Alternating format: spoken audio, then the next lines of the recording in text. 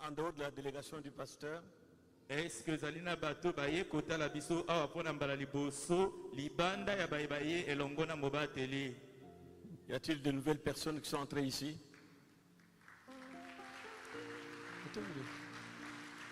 Que Dieu vous bénisse. Zambe apambola bino. Ok, asseyez-vous ma soeur. Nous n'avons pas de temps, c'est le soir. Tozali natango bingite poko na lelo. Je vais donner à notre pasteur le temps de s'exprimer un peu. Et je souhaite que lui-même, en arrivant ici, nous présente sa délégation. Olivier Pembe est le pasteur du tabernacle du Mont Carmel. Olivier Pembe azali mobateli ya lingomba Mont Carmel. Nous avons une bonne collaboration. Et j'ai pensé qu'il pouvait être le deuxième orateur pour notre deuxième jour. Dimanche, nous étions 3 à intervenir. Ce deuxième jour, il est le seul à intervenir. Bienvenue.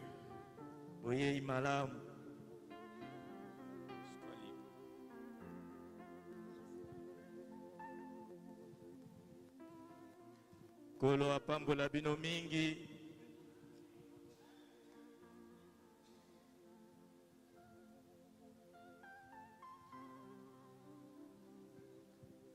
Tokongumba mamutu na biso po tobondela.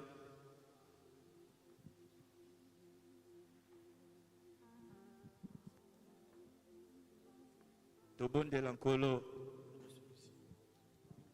Seigneur, Dieu d'Abraham, Dieu d'Isaac, Dieu d'Israël, Dieu de nos pères, les patriarches, Dieu des prophètes, Dieu des messagers, notre Dieu.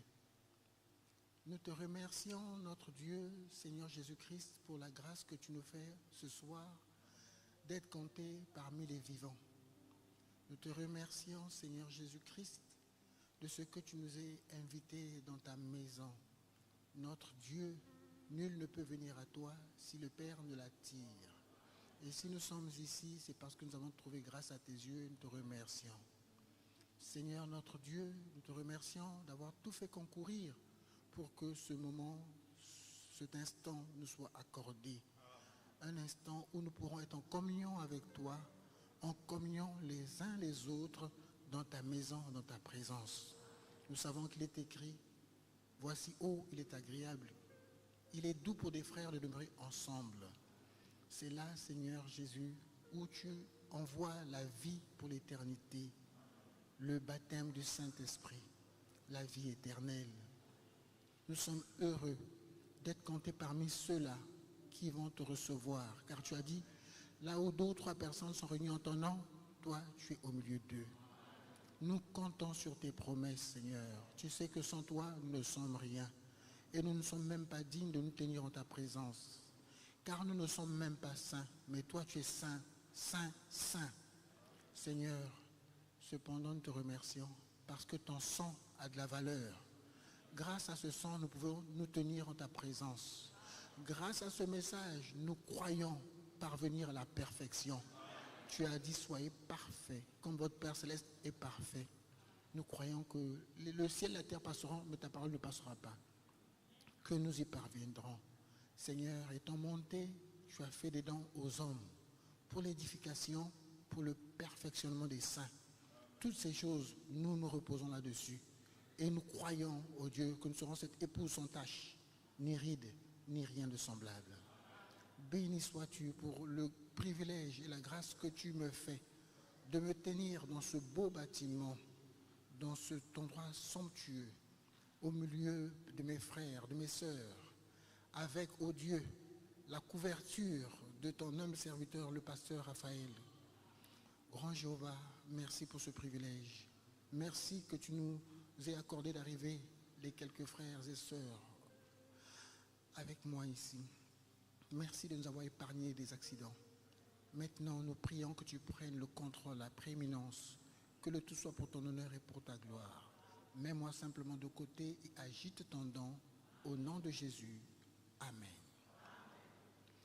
Je vous salue dans le nom béni de notre Seigneur Jésus-Christ. Na pesi bino mbote na kombo epambwama ya kolo Yesu Kristo. Je ne sais pas si ce micro marche déjà. Je continue avec celui-ci. Nazana esembo ya kozala awa. Le volume, ce serait depuis là-bas. Je commencerai par présenter mes vifs remerciements au révérend pasteur Félix Kabea. Na bandi pona ko pesa ba matondo na ngai na mobateli Kabea. Le bon micro, hein. Par là, là on m'entend beaucoup mieux. Ou c'était mieux avec l'autre? Non, c'est mieux avec ça. C'est mieux avec ceci. Vous m'entendez beaucoup mieux? Boko kangai malam. Il semble que ça c'était meilleur. Alléluia, là on m'entend beaucoup mieux. Avec que Dieu soit béni. Amen. Amen. Oh, bon, je sais que je n'ai pas une voix aussi bonne que celle de notre interprète. Mais je disais tantôt que moi je suis vraiment reconnaissant de ce que j'ai l'occasion d'être en face de vous ce soir. Et je remercie beaucoup le révérend pasteur Kabea qui me fait un double honneur. Le premier, c'est de pouvoir être parmi les premiers intervenants dans ce somptueux tabernacle. Ça, je pense que ce n'est pas une petite chose, c'est très grand. C'est très grand. Alléluia. Je ne suis pas particulier, mais je pense que j'ai une petite place dans son cœur. Amen. Et si j'ai une place dans son cœur, ça veut dire que j'ai une place dans votre cœur. Je voulais quand même présenter les frères et sœurs qui sont venus avec moi, si vous permettez. Je n'ai pas demandé à quelqu'un de venir, mais il y a toujours quelqu'un qui veut venir. Alors donc, s'ils veulent bien se lever, je suis venu avec d'abord mon épouse, qui est par là, et les enfants. Et ici, il y a le président des diacres, le président des administrateurs. Il y a deux diacres à côté, juste à côté, et un administrateur aussi à côté. Et ici, ce sont nos enfants qui nous ont accompagnés, du président des diacres. Amen. Voilà, si vous voulez vous asseoir. Donc, l'honneur aussi qui nous est, c'est de se tenir sur cette chaire. Cette chaire appartient au pasteur Kabea. Alléluia. Mais nous allons apporter quelque chose. Je sais que vous êtes habitués à écouter de très bonnes choses. Mais supportez-nous, hein, tout le monde n'est pas pareil. Chacun de nous a reçu de Dieu un don particulier. Nous allons tout de même essayer d'apporter quelque chose. Et je vous prierai donc de vous lever afin que nous puissions d'abord lire la parole de Dieu. Nous allons lire dans 2 Chroniques au chapitre 20. Et vous allez aussi préparer Josué chapitre 1.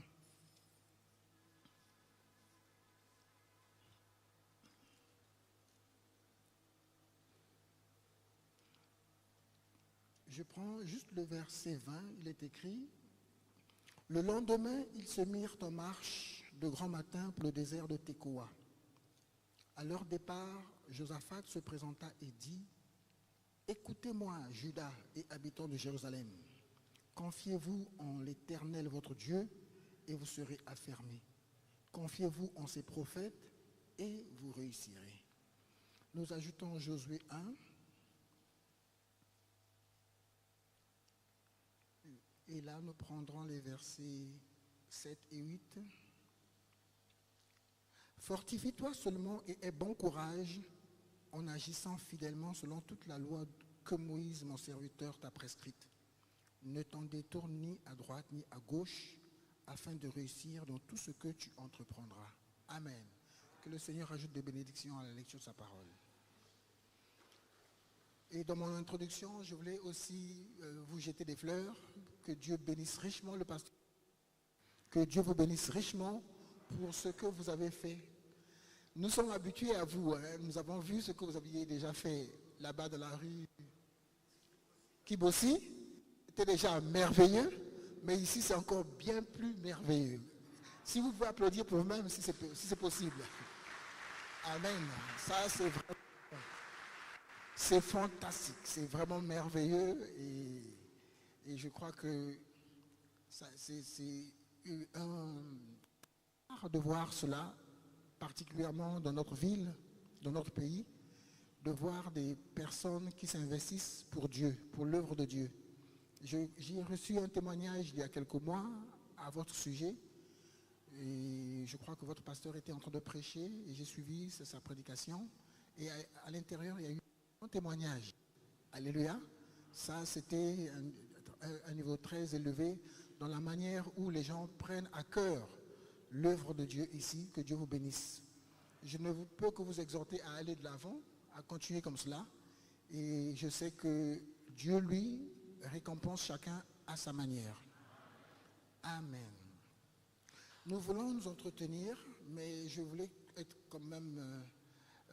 fidèle parce que la consigne qui avait été donnée, c'était qu'il fallait apporter un message d'évangélisation. Amen. Et quand on parle d'un message d'évangélisation, ça veut dire qu'on va aller dans le domaine de l'évangéliste. Un domaine assez particulier, et lui-même l'évangéliste, Frère Branham dit que c'est une personne spéciale. L'évangéliste est une boule de feu. Et l'évangéliste, je croyais que l'interprète... Je parle trop vite, j'ai dû chasser l'interprète. Ah, ça va. Alléluia. Oh, mais je crois que si on l'interprète, je vais aller tout doucement. Si l'interprète veut bien être là, peut-être, ça ira. On entend bien, d'accord. Alors donc on va aller tout doucement. Je disais que l'évangéliste est une boule de feu, n'est-ce pas, dit Frère Branham. Et quand lui, il apporte son message, c'est lui qui... une étincelle à l'évangile. Amen. C'est lui qui allume le feu. Et vous savez que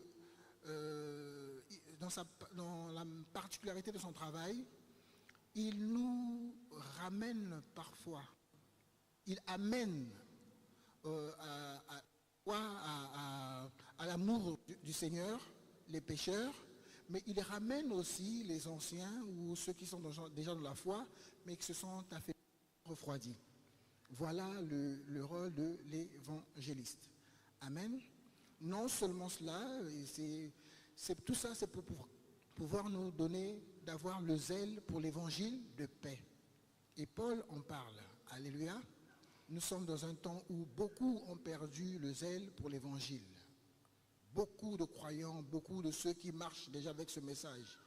Mais un message d'évangélisation, je crois que de temps en temps, c'est nécessaire. Amen. Je crois que Frère Branham donne un commentaire à propos.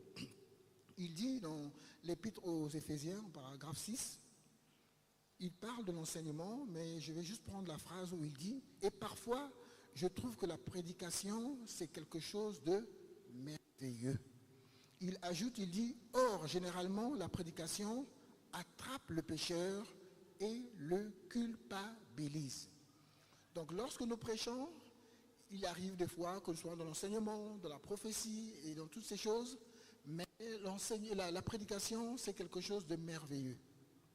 Parfois, on s'habitue à la religion, au message, peut-être à Dieu, mais Dieu, je ne pense pas qu'on devrait s'habituer à lui. Amen. Donc, l'évangéliste aussi, c'est lui qui a cette particularité de prêcher. Il n'a parfois pas besoin de prendre des brochures, des citations. Lui, il vient à sa manière. Il est direct. Il vient pour toucher les cœurs. Amen. Il est différent du docteur qui va certainement lire 1, 2, 3 brochures pour appuyer une seule pensée. Il va lire beaucoup de passages de la Bible. Il va prendre beaucoup d'exemples. Il va faire des démonstrations. parce qu'il veut faire asseoir quelque chose. Il veut faire comprendre quelque chose. Il veut positionner. Amen. Mais l'évangéliste, lui, n'a pas besoin de cela. Lui, c'est une personne directe. C'est quelqu'un qui vient allumer le feu. C'est quelqu'un qui vient nous ramener, pour nous qui sommes déjà dans la parole de Dieu, à notre premier amour. Et ça, c'est quelque chose de très important. Je crois que même dans nos foyers, il arrive de fois qu'on se soit habitué à notre époux ou à notre épouse. Mais il est bon d'avoir un petit moment pour réchauffer cet amour. Alléluia. Et donc, vous voyez que dans la Bible, dans le message, dans les exposés particulièrement, je crois que je vais même lire cela, Frère Branham nous fait remarquer un problème qui était avec les croyants de l'église d'Éphèse. C'était des gens qui avaient commencé à perdre leur premier amour. Alléluia. Et qu'est-ce qui caractérise le fait qu'une personne perd son premier amour? Et là, Frère Branham fait un commentaire, je vais lire dans les exposés. Frère Branham dit ici,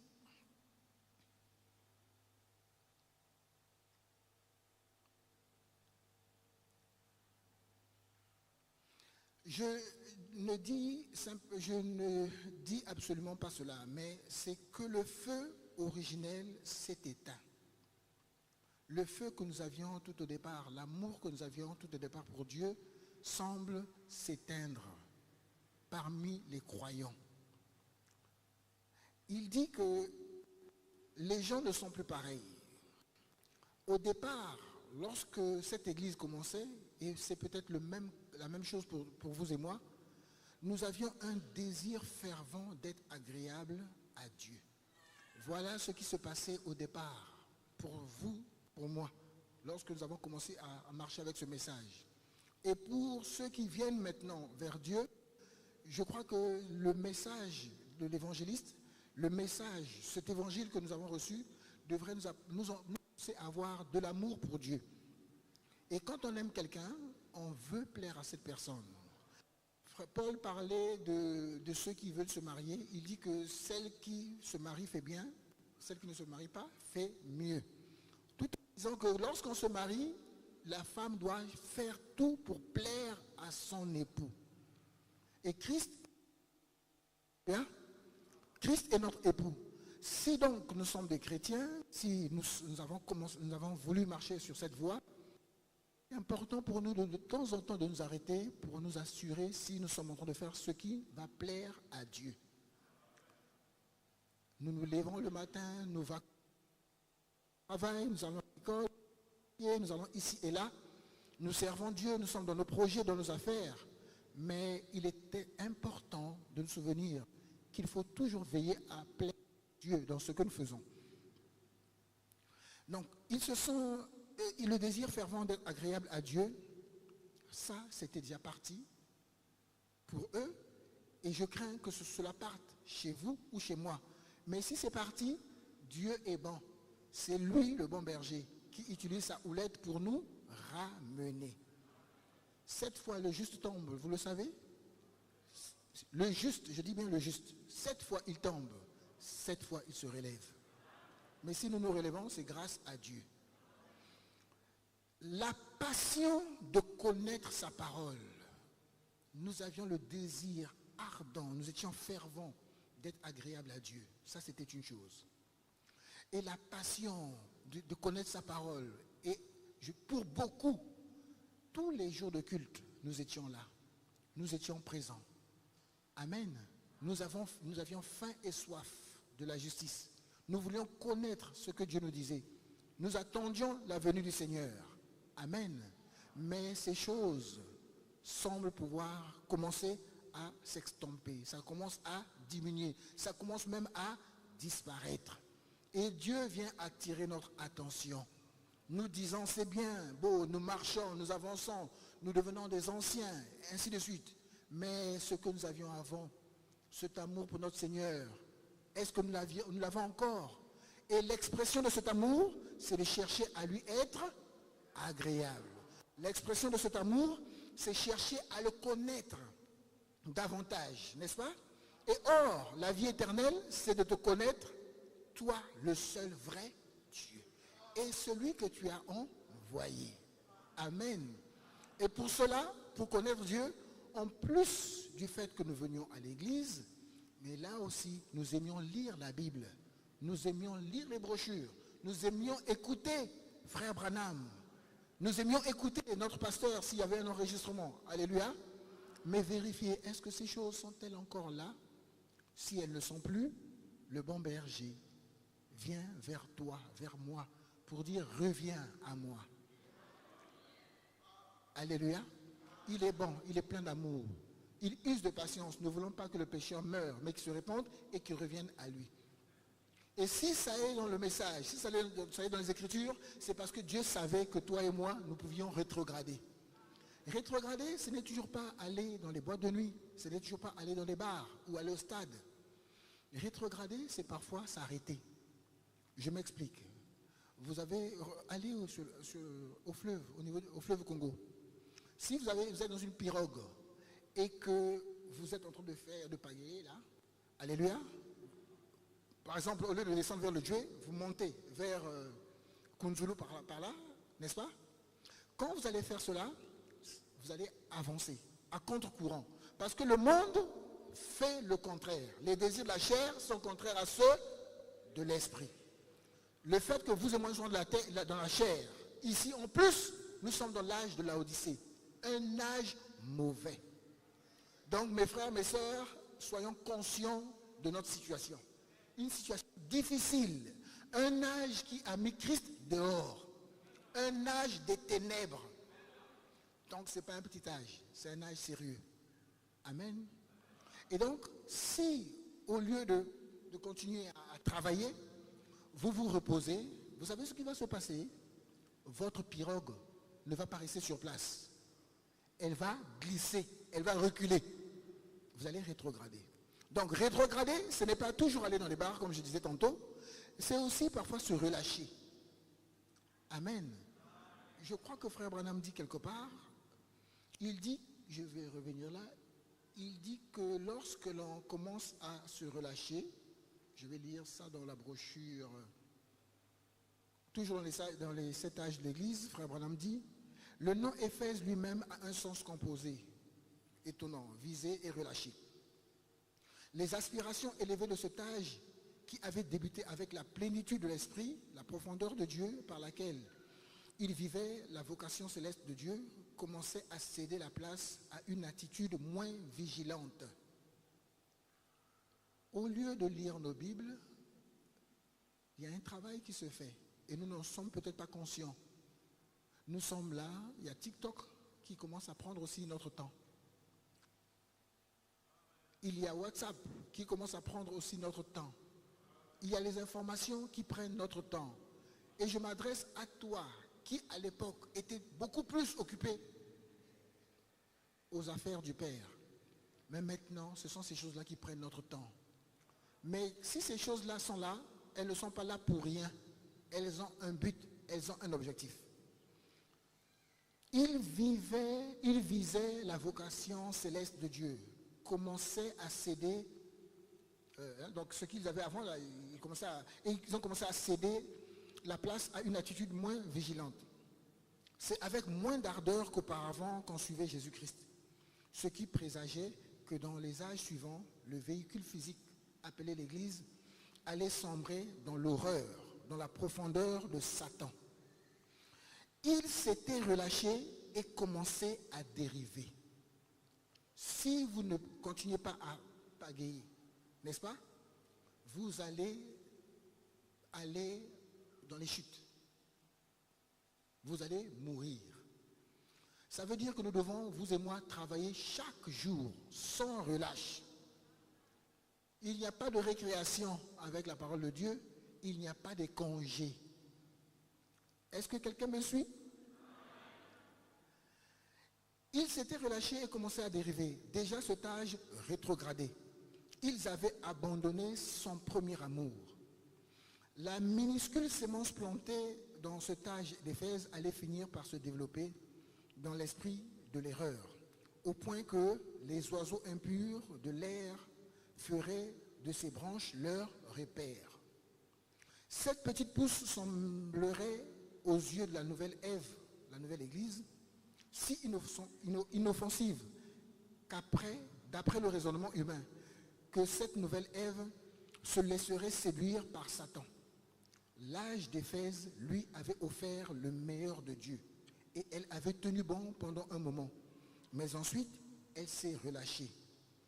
Dans ce moment d'inattention, Satan a planté la sémence et la ruine totale.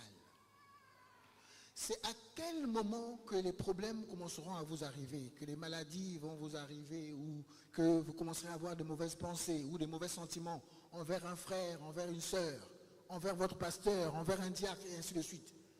Alléluia. Mais c'est au moment où vous vous relâchez, vous êtes distrait.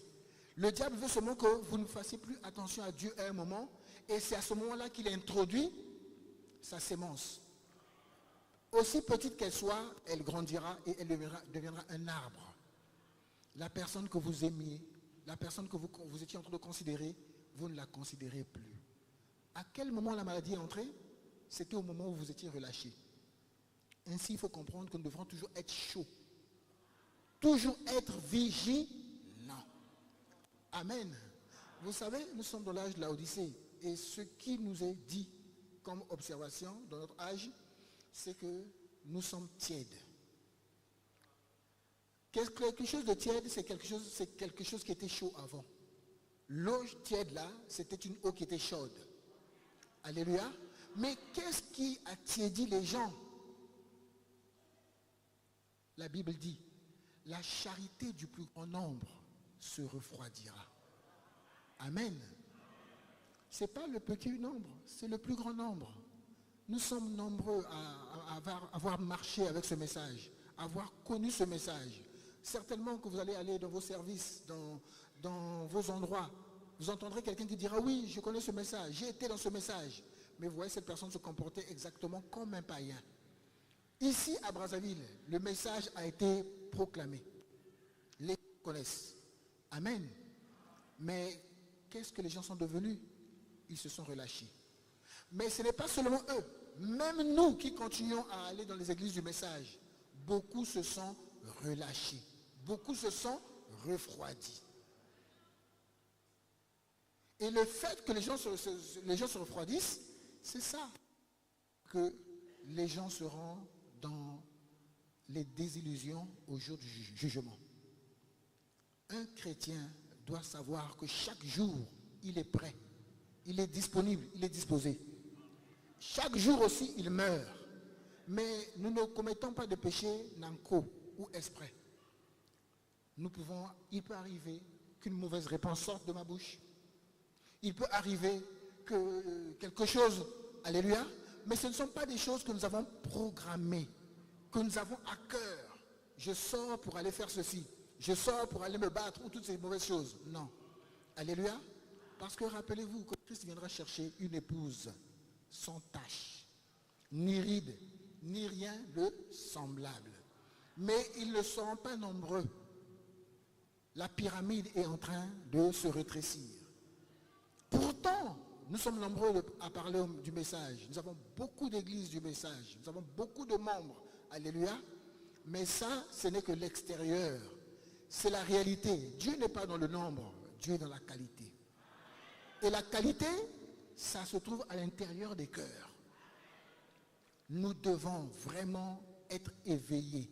Nous devons nous souvenir que la promesse que Dieu nous a faite, la plus grande, c'est un glorieux enlèvement. De cet enlèvement, nous irons au repas des noces. Le repas des noces ne sera pas à Dubaï. Ça ne sera pas à Dallas. Ça ne sera pas en Chine. Ça ne sera pas à Kintélé. Mais ça sera au ciel. Frère, n'est-ce pas une belle promesse? Pendant 3 ans et demi, c'est ça, nous méditons, nous pensons, mais pendant 3 ans et demi, qu'est-ce que nous allons faire? Pensez-vous qu'on va manger pendant 3 ans et demi? Alléluia. Non. Lorsque les gens se marient, lorsqu'ils vont pour la lune de miel, je pense que la lune de miel, c'est le millénium. Mais lorsqu'ils vont, alors, il y a un temps où on mange, il y a un temps où on visite, et ainsi de suite. Nous ne savons pas ce qui nous est réservé. L'univers Qui sait si on va visiter l'univers? Si on ira poser les pieds sur le soleil et ainsi de suite. Dieu nous emmène dans l'enlèvement. Pendant 3 ans et demi, nous allons être là à manger, nous serons en sa présence. Alléluia. Je ne sais pas ce qui se passera. Vous ne savez pas ce qui se passera. Mais ce qu'il faut, c'est d'arriver là-bas. Pour qu'on sache ce qui va se passer. On ne peut qu'imaginer, on ne peut que penser. Et c'est comme ça qu'une épouse pense. Elle n'a jamais vu la maison de son mari. N'est-ce pas? Logiquement, une femme ne connaît pas la maison de son mari. Parce qu'il n'y a pas de contact. Est-ce que c'est ça? Mais elle se dit certainement, ce sera comme ceci. Certainement, ce sera comme cela. Et c'est ce que nous allons vivre aussi. Après l'enlèvement, nous reviendrons sur la terre. Amen. Nous reviendrons pour pouvoir vivre comme nous vivons aujourd'hui. Parce que nous devrons vivre dans le 5e royaume. Ce n'est pas l'Empire babylonien, ce n'est pas le Médo-Perse, ce n'est pas le grec, ce n'est pas le romain dans lequel nous sommes actuellement. Vous dites Amen? On est alignés? Nous serons dans l'Empire. Vous vous rappelez de la pierre de Daniel qui avait occupé toute la terre. Et cet empire va être, où ce royaume sera pendant 1000 ans. Pendant 1000 ans, il n'y aura pas de maladie. Pendant 1000 ans, il n'y aura pas de mort. Il n'y aura pas de faim. Bon, est-ce que ce n'est pas ce que tout le monde cherche ici sur la terre? Ce n'est pas ce que les gens qui ont beaucoup d'argent cherchent? Mais Dieu réserve cela pour toi et pour moi. Il dit, heureux les pauvres en esprit, car le royaume des cieux est à eux. Frère, personne n'aura ce qui est réservé à l'épouse de Christ. C'est une grâce particulière. Même la Vierge folle n'aura pas ça. La Vierge folle attendra. Elle n'a pas droit à l'enlèvement.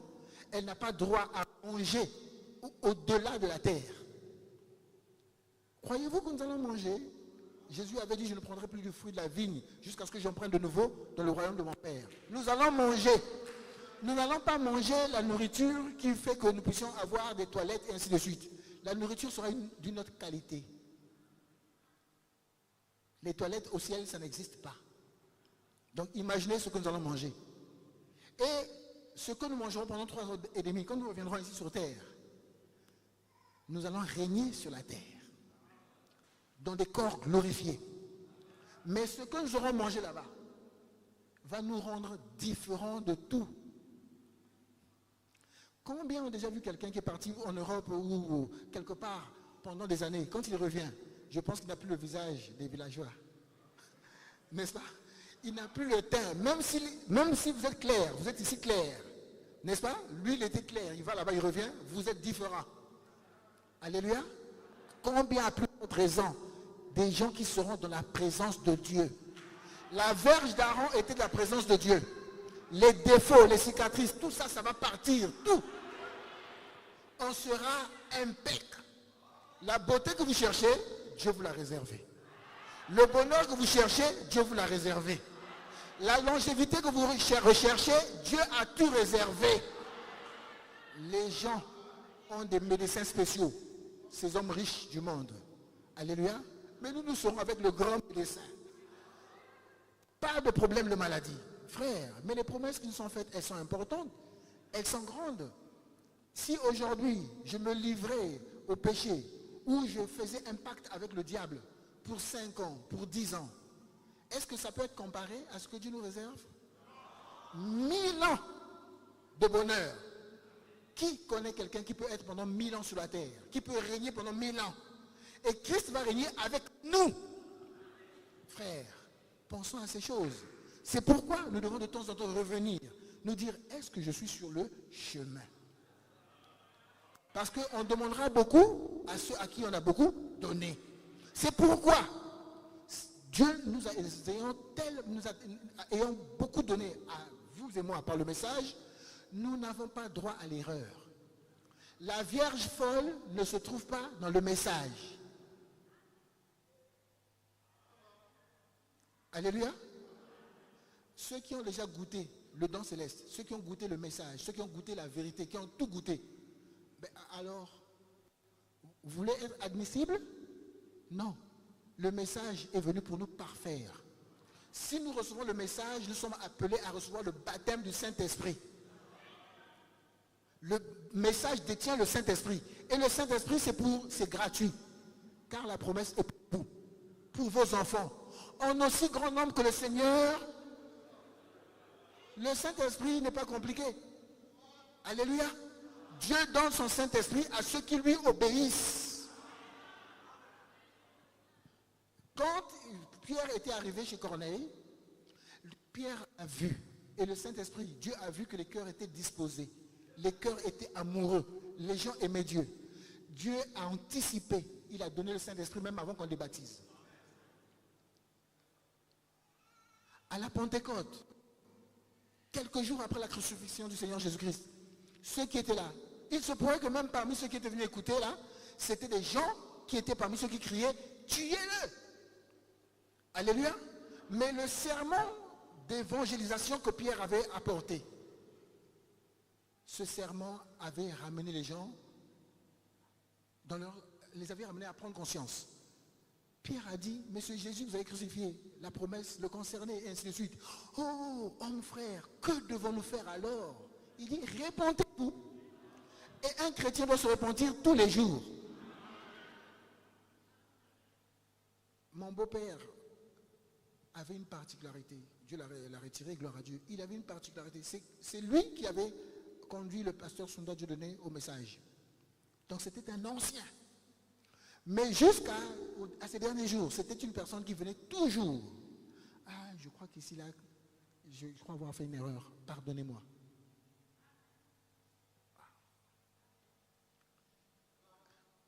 Lui, hein?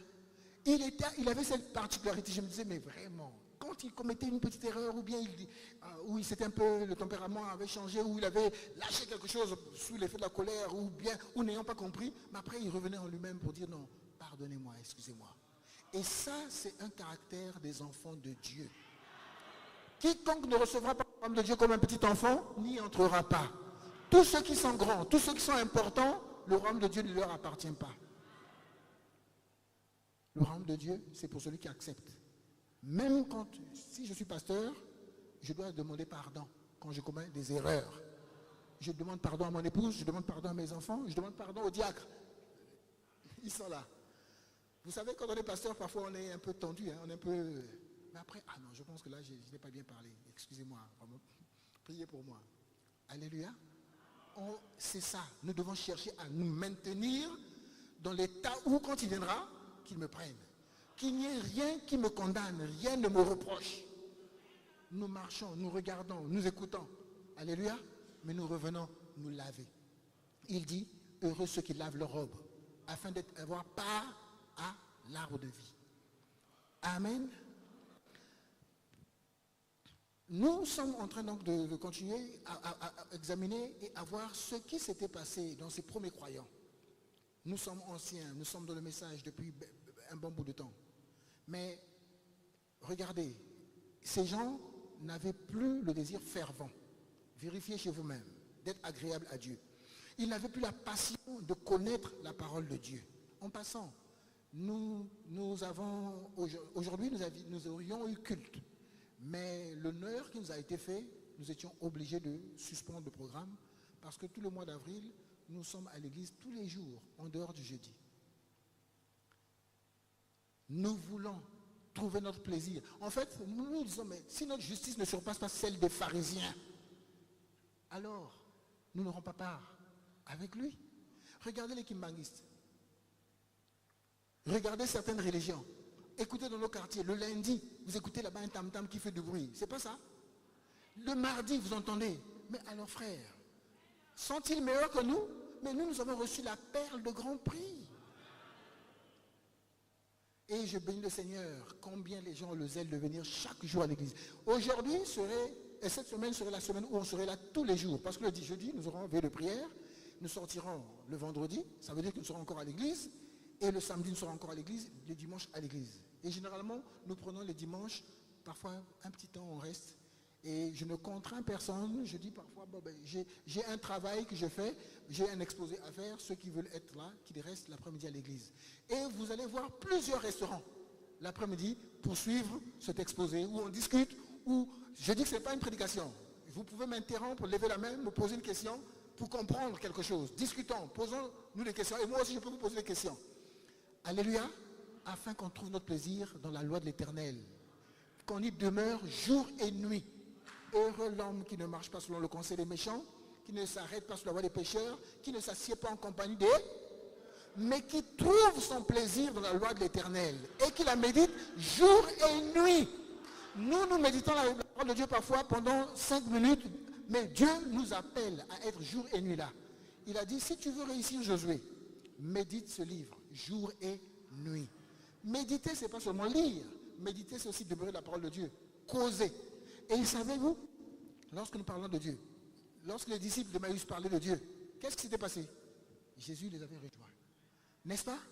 Et si nous demeurons en lui, et que ses paroles demeurent en nous, pendant que nous écoutons, nous n'écoutons pas pour avoir la connaissance. Non, nous n'écoutons pas, nous écoutons parce qu'il a dit à Josué, médite ce livre jour et nuit. Pourquoi méditer? Afin d'agir. Ce n'est pas afin d'aller prêcher. Ce n'est pas afin d'aller démontrer. Ou ce n'est pas afin d'aller soutenir mes positions. C'est pour que je puisse agir par rapport à ce que j'ai suivi. C'est pour que je comprenne Dieu. Que je sache, mais cette parole-là, comment je dois l'apprendre? Comment je dois la vivre? Comment? Non, ici je ne comprends pas. Peut-être que je peux. Et parfois même, allons-y. Dieu a permis que dans nos Bibles, il y ait même des références. Je lis ici, il y a une référence qui me renvoie là-bas. Alléluia. Jésus dit, si vous demeurez en moi et que mes paroles demeurent en vous, demandez tout ce que vous voudrez et cela vous sera accordé. Vous le croyez? Si vous le croyez, cherchez à être là-dedans. Et si vous serez là, frère, ce que vous demanderez, vous aurez cela. Amen. Alors je peux donner un petit témoignage. Je me souviens, à l'époque, je n'étais pas encore marié, j'étais célibataire. Et comme j'avais le projet de me marier, il fallait économiser tous les centimes que j'avais, il fallait économiser. Donc il arrivait des fois où quand je quittais la cité pour rentrer chez moi, parce que j'habitais vers la cité des 7 là-bas, et c'était un quartier à l'époque un peu sinistre. Donc parfois je ne voulais pas acheter. J'arrivais ici, je voyais, on vendait du poisson salé. C'est combien? 200. Ah non, c'est trop cher. J'arrive là, et j'arrive à la maison parfois, je n'avais plus rien. Je n'avais rien acheté. Parce qu'il fallait économiser. Tout ce que j'avais, il fallait mettre à côté, parce que notre tradition au Congo, il faut cela. Amen. Mais vous savez, il y a eu aussi des fois où je rentrais à la maison et je disais, Seigneur, je sais que je n'ai rien à la maison, mais je te prie de faire le miracle. Donne-moi à manger. Si vous demeurez en moi, il vous donnera ce que vous demandez. Je me souviens un jour, je rentrais à la maison, je disais, non, cette fois-ci, je sens que j'ai faim. Et dans cette parcelle, j'étais seul. Le logeur avait voyagé, son épouse aussi avait voyagé, la dernière porte n'était pas encore occupée, donc j'étais seul et j'arrive, toutes les portes étaient fermées. Alors quand je rentre dans la parcelle, je dépose mon sac. Parce que j'encadrais quelque part dans une école, et je dépose mon sac, je dis Seigneur. Et à un moment, le corps a eu un besoin, donc il fallait se rendre au petit coin. Excusez-moi, je peux dire ça? Donc il fallait se rendre au petit coin, je me suis rendu au petit coin qui était dans une partie de la cour. Et quand je sors, j'arrive là où je déposais mon sac, la maison fermée. Je vois du poulet bien préparé. Je vois du foufou couvert. J'ai dit voilà. Je suis entré, il n'y a personne de la parcelle. J'ai déposé mon sac, il n'y avait rien. Je vais au petit coin, je reviens, la nourriture était là. Demandez et il en vous donnera. Amen. Et s'il faut qu'on s'arrête sur ce témoignage-là, il y en a. Dieu entend les prières. Dieu exauce les prières. Quand Dieu dit quelque chose, Frère Branham dit, à cause du temps, je ne vais peut-être pas y arriver, Frère Branham dit que lorsque Dieu dit quelque chose, il faut qu'il y ait des témoins. Il faut qu'il y ait des gens pour vivre la parole de Dieu. Et je crois que la parole de Dieu ne sort pas et ne revient pas à lui pour rien. Je crois qu'il y a quelqu'un ici qui est témoin. Il y a quelqu'un qui va vivre ou qui vit la parole de Dieu, qui garde la parole de Dieu. Et il est concerné par l'enlèvement. Le désir fervent d'être agréable à Dieu était parti. La passion de connaître la parole de Dieu était partie. La soif profonde d'entrer dans l'esprit. Et parfois, quand nous prions, nous sommes si pressés. Ou même quand nous prions à la maison, nous sommes pressés. Et parfois, quand nous prions, le téléphone sonne. Allô, hein? Alléluia. Mais si je sais que c'est une réunion où je serai avec une autorité, le chef d'État ou le ministre, qu'est-ce que je fais? Je mets mon téléphone sous vibreur ou je le laisse. Mais je serai en face du roi des rois. Si je veux entrer dans l'esprit, je prends des dispositions pour que rien ne me dérange. Même ça, c'est une attitude qui fera que Dieu se dise oui, il a besoin que je le visite. Le désir, la soif que les gens avaient était partie. Amen. La soif profonde d'entrer dans l'esprit. Tout cela commençait à s'extomper. Et l'Église, au lieu d'être enflammée du feu de Dieu, s'est refroidie et est devenue un peu formaliste. C'est une maladie, le formalisme.